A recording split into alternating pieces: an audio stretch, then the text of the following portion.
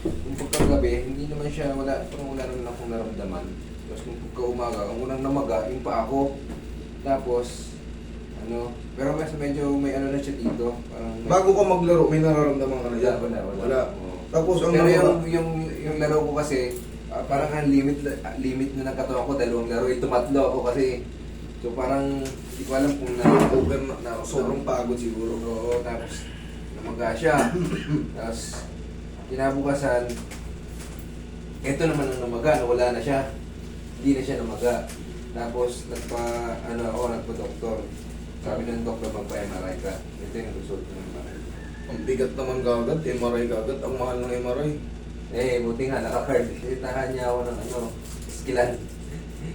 Isang buwan. Kaso mo ngayon ulit ito, sa impression, okay, grade 3. Ibig sabihin, baka matagal na may hinihinta ka. Grade 3 na kasi dadaan muna tayo sa grade 1. Grade 2, grade 3. Parang na-provoke na talaga siya. So, yung sobrang pagod, siyempre sobrang pagod mo.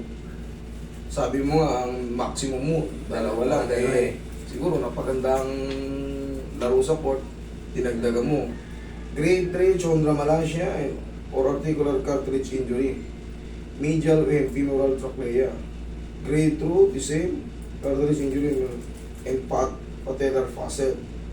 Okay, maxillary degeneration of the medial lateral meniscus without MR evidence of meniscal tear. Mild quadricep tendinosis, ompopad edema, small ganglion cyst. Okay. Ito, yung mga ganito, para bang tumatanda yung joint mo tapos kumbaga may mga scratch na noon na maninipis. Siyempre, takbo, talon. Ngayon, bumigay. Ngayon, kumbaga nagkaroon pa ng mas malaking uka. Nagkaroon pa ng parang mas malaking damage. Pero ito, yung ganitong kaso, ipapahinga lang to eh. Sabi nga naman na papahinga. Pero parang pakiramdam kasi maga siya eh. Ilang araw na yan? Isang buwan? Oo, isang buwan eh. Kumbaga, dapat nga 2 linggo, full healed ka na eh. Kaya nga eh. Ngayon, okay, maxillary degeneration. Ito nga, mabilis tumanda yung ano mo eh. Pagtanda ng ano to eh, ang mahalaga wala kang meniscal tear. Meron kang hopa-padpad edema. Siyempre, madadamay yan eh. Yung small cyst ganglion, ang karaniwan na yan, yung mga ganglions. Ito, grade 3. Ibig sabihin, hindi. Ito kasi mga grade na to. Meron na siya dati. Nadagdagan lang. Kumbaga, siyempre, naglalaro ka noon. Na-scratch na yan. Siguro, Parang pinaliwala lang. parang, siyempre tayo mga Pilipino, matitiisin eh. Oo. Matitiisin. Kunti lang yan. Pag ininuman ko to ng baka kung anong pain reliever, natatanggal naman tong ganito. Pero sir, maaari ka pa makapaglaro rito kaso talagang control ka na. Hindi na po pwedeng ano. Kasi iindahin mo to pagtanda mo. Ngayon bata ka pa, Oo nga eh. umaano na, sumusumpong na. Pakiramdam ko nga gawa dun sa extension na naglaro ako eh. Sobrang pagod lang yan. Siyempre, kuskusan. Yung likod pati nito may damage, may scratch. Ano yan? Ayun yung ano. Kaya siya namamaga. Ay syempre, meron niyang tatamaang mga ligaments. May tatamaan yan doon na ano. Kaya magre-react yan. Pero nakakapagtaka, 1 buwan na hindi pa rin nakarecover. Ang gagawin natin dyan, siguro ang nangyari dyan, nabago yung posisyon ng mga buto mo. Gawa ng napudpud na eh. May mga napupudpud. Gaya itong mga facet joint. Ayan. Medial patellar facet. Ano ba yung medial patellar facet? Banda yun dito. Yan ang medial part. Dito nga siya- lateral part. Dito nga siya ano eh. Yan. Pero ang tingin ko madali lang to. Medyo lumalala lang. Kumbaga, pag hindi mo naintindihan yung ano, pag hindi mo naintindihan, kasi pag sa medical term, medyo, ano ba to? Ano na to? Grade 3 na pala. Oo nga eh. Matindi na to kasi dadaan pa muna ng grade 1. Regular, grade 1, grade 2, grade 3. Regular pain. Pag may scratch siya, grade 1, manipis pa. Grade 2, mas malaki na yung sugat. Grade 3, ibig sabihin, Medyo na. ano na, Malapit papunta na sa severe. Oo. Hanggang grade 4 lang ata eh. Hanggang grade 4 lang ata eh. Sige, halika ka dyan. Hindi ako, correct me if I'm wrong, pero parang hanggang, kung tama ako eh, kung hanggang grade 4 lang yung mga ano. gagawin lang natin dyan, iuusog lang ng konti, gayanigin lang yun. Tapos ipahinga mo lang to, sir. Pahinga mo lang to, huwag mo muna ilaro. Siguro, Oo, isang buwan ako hindi naglalaro. wala, lumabas na yung mga scratch ng mga ano mo. Yung mga facet na yan, yun yung mga joint din. Joint. Dito siya ito yung hopa pad. Ito. Yan. Ibig sabihin yan, taba to eh. May edema. Siyempre, magre-react siya kasi magkarugtungan lang yan dito. Tapos may tama yung patela mo sa likod.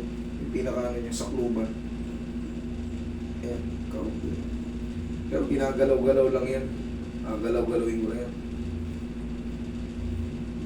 Kailangan lang yan. Madulas naman yan, kusang yung sushoot. Kusang sushoot yan sa mga dati niyang posisyon. Pag nalog-alog. Tapos i-maintain mo lang muna ito ng haplos kasi may i-stress yung mga panlabas na ano pag naglalakad tayo. Ayun, no?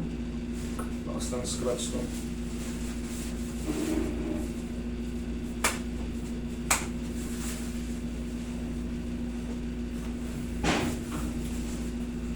Hop.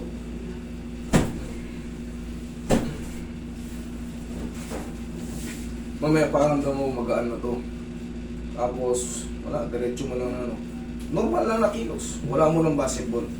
Kasi pag binasketball mo to, Ganda-ganda. kikis-kisan yan eh. Sarap kasi ako talaga nung huling gabi na yun. Sinagad mo, no? Dalawa lang talaga ako dapat eh. Pero pag hanggang dalawa, may pain ba siyang nararamdaman na kaya o solid wala? Wala, solid talaga. Solid wala.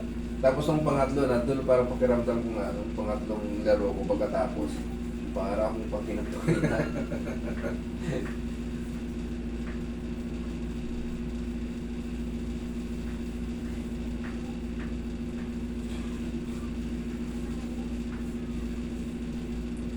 Lalakas ang tunog nito sir pagka ano. Siyempre pag dumating ang aging natin, nyari, sabihin natin yung 50 ka na, pa-senior. Yan. Yung mga scratch na yun, kasi magkakaroon tayo ng tinatawag na degeneration eh. Yung bunga ng pag-edad. Lalakas pa yung scratch na yun. Masakit pa. Iinda-inda kaya pag malamig. Para, excuse me. Para kung ano yan, papunta na rin doon sa arthritis eh. Pag may nakita ng mga spar, i-consider na yun osteoarthritis.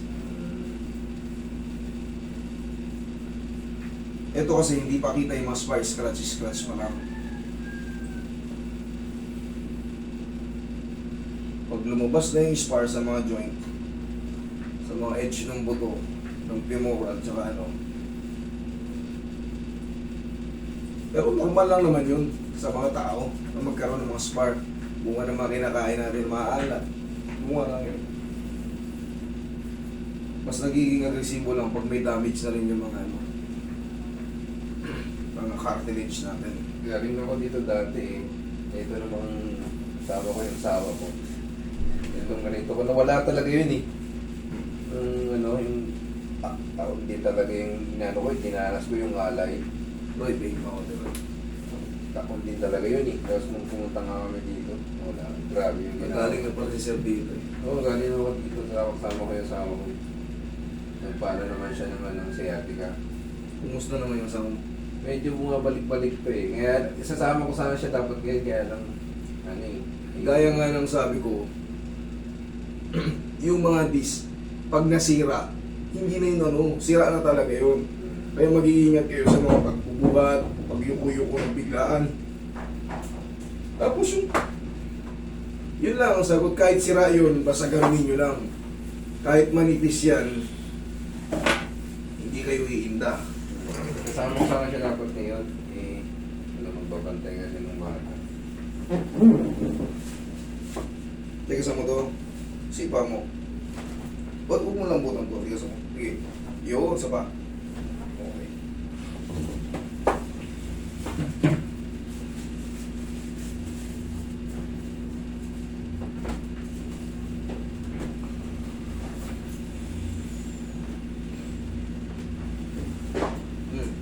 Testing mo nga. Testing mo yung goal mo.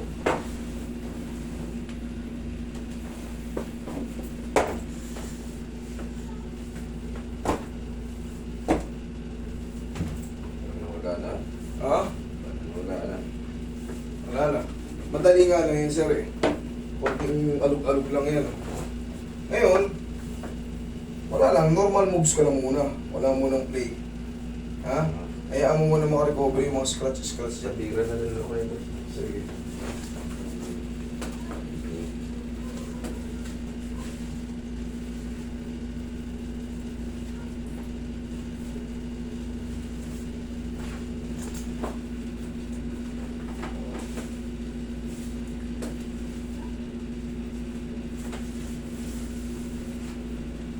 Tayo ka.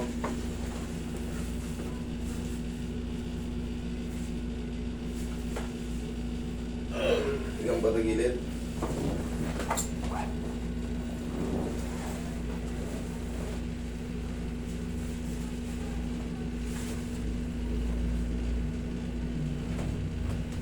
Kabilang side.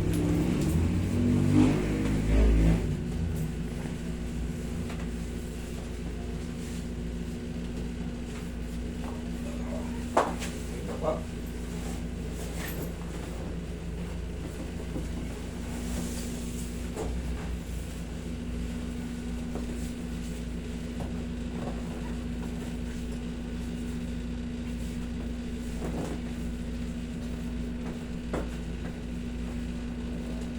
Relax lang.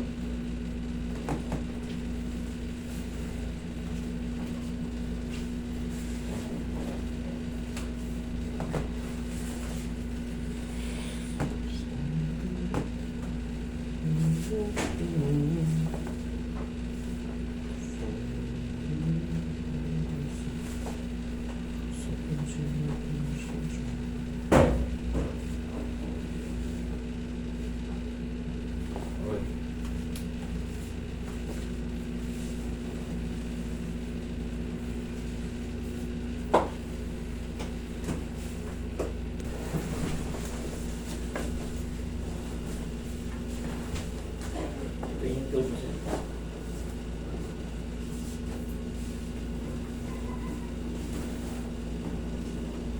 Relax na. Inhale.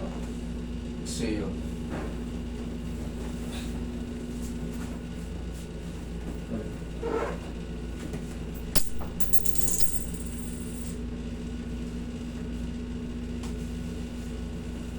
Okay, sige po.